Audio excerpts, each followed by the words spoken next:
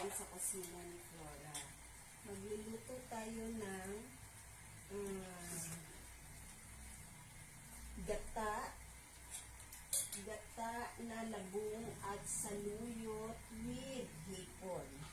Ilagay na natin yan. Ilagay na natin yung saluyot.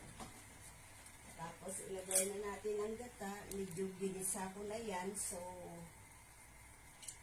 ano na. Okay.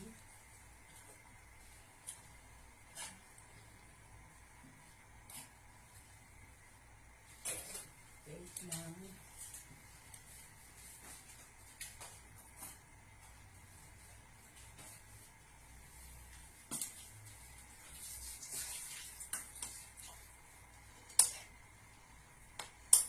Labong saluyot with hipon.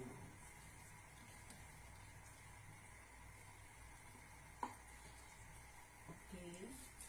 And then, lalagay na natin yung hipon.